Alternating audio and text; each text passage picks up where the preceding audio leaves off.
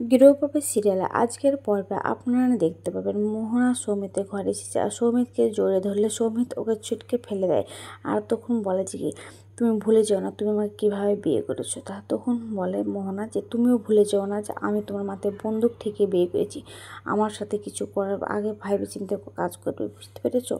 ঠিক তখনই শুভ আর আদি সেখানে আসে আর মোহনা বলে বাবা তোমরা চলে এসেছো, ওয়েলকাম আমার ঘরে আসার জন্যে। আর কি তোমরা তো অনেক কিছু ব্যবস্থা করেছো আমাদের স্বামী স্ত্রীকে আলাদা করে রাখার জন্য, তাহলে বলে ভালো এখন কি করতে হবে তা। তখন শুভ বলে এমন কিছু করতে হবে না, আজ তো কাল রাত্রি, তাই তোমাদের দুজনের মুখ দেখা বারণ। তখন মোহনা বলে তাতে আমার কিচ্ছু যায় আসে না, কিন্তু তুমি যখন বলছো, আমি যখন বাড়ির বউ হয়েছি তখন আমি চলে যাচ্ছি বলে চলে যাই। তখন আদিকে শুভ বলে তুমি সমিতির সঙ্গে কথা বলো, আমি বাইরে থাকছি বলে চলে আসে। তখন শুভ এসে দেখে যে মোহনা যেন কারোর সঙ্গে একটা কথা বলছে।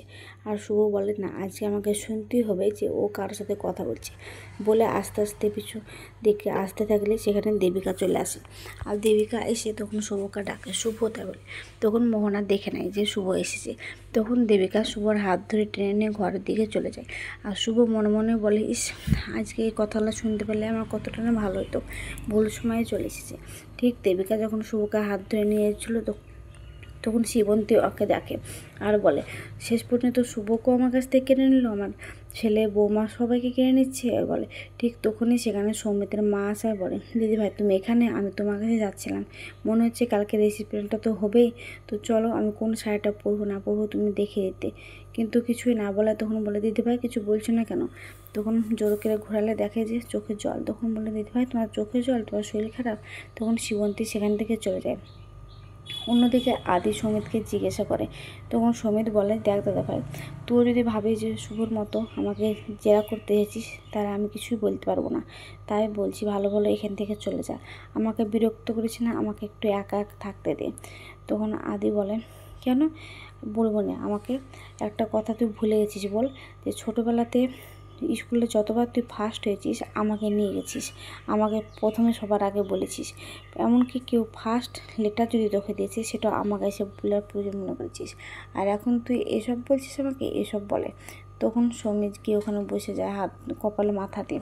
অন্যদিকে দেবিকা একটা ঘরে দাঁড়িয়ে থাকে এক কোনায় আর বলতে থাকে শুভ একটা কথা বলি, কালকে আমার আদির সত্যিকারের জন্মদিন, এর আগের কাগজে কলমের জন্মদিন পালন করা হয়েছে, কিন্তু বিশেষ করে আমি চাই আমি একটু পায়েস রান্না করে ওকে খাওয়াতে, কিন্তু আমি নিজে হাতে খাবো না, আমি শুধু রান্নাটা করে দেবো, তুমি খাওয়াবে, তুমি একটা ব্যবস্থা করো না।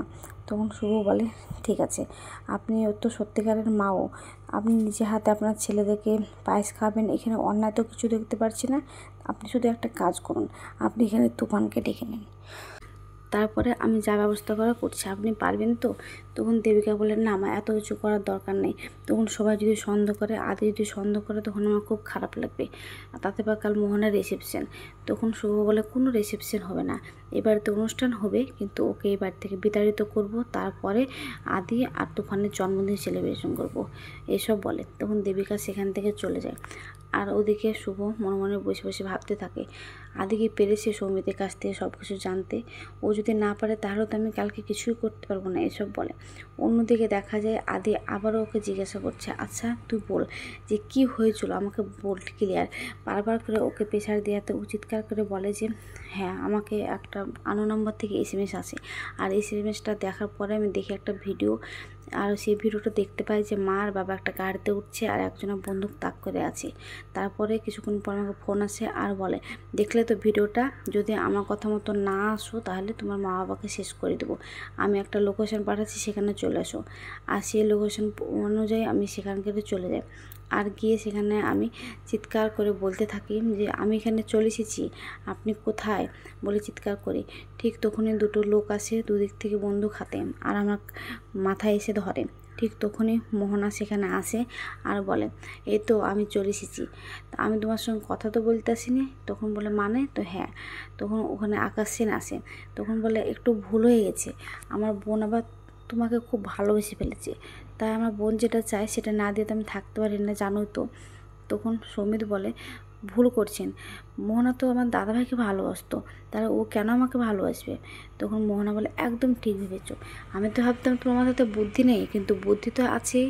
কিন্তু না, আমি এখন ভাবছি তোমাকে বিয়েটা করব তাই। তখন আকাশ বলছি, এত কিছু তোমাকে এক্সপ্লেন করার সময় নেই। আমার বোন যেটা বলছে সেটা করতে হবে মানে করতে হবে। আর যদি না করো তাহলে তো বুঝতেই পারছো তার ফলাফল কী হতে পারে। তখন সমিত বলে, এত বড় শত্রু আমার সাথে কেন বানাচ্ছেন? আপনাদের তো আমি কোনো ক্ষতি করিনি, তো কিছু করতে হবে না, বিয়েটা করে নাও। তখন পুরোহিত মশাইকে ডেকে আনে, আর ওরা দুজনে তখন দুজনকে মালা পরাতে থাকে। আর মালা পরানো হয়ে গেলে সমিত তখন সিঁদুর দান করে দেয়। অন্যদিকে তখন আদি আবারও জিজ্ঞাসা করছে, এরকম ব্যাপার তো, তোকে চিন্তা করতে হবে না। তখন বলে, না রে বড়দাভাই, বাড়ির সবাইকে শেষ করে দিবে। কিন্তু একটা কথা বলেছি, আমি বিয়ে করলে কিছু করবে না, তাই আমি বাধ্য হয়ে বিয়েটা করেছি, তুই চিন্তা করিস না। তখন সমিত গিয়ে ওখানে বসলে আদি বলে, তুই চিন্তা করিস না, এই কথাটা তুই তোর বড়দাভাইকে আগে বলতে পারিস নি?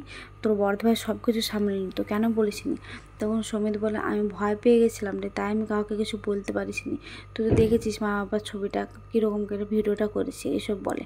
অন্যদিকে দেখা যায় আগাম পর্বে যে আদি সব ভিডিও করে নিয়ে চলে এসেছে, একটা প্ল্যান ড্রাইভে আছে। আর তখন শুভকে বলে, শুভ তুমি চিন্তা করো না, এটাই আমাদের ব্রহ্মাস্ত্র, এটা দিয়ে সব কিছু ঠিক হয়ে যাবে। তখন শুভ তুফানকে ফোন করে আর বলে, তুমি এসেছো তো? তখন তুফান বলে, হ্যাঁ এসেছি, আমি বছরে 1-8 বার আসি, এসব বলে। তো আজকের পর্বটা কেমন হচ্ছে, ভালো লাগলে কমেন্ট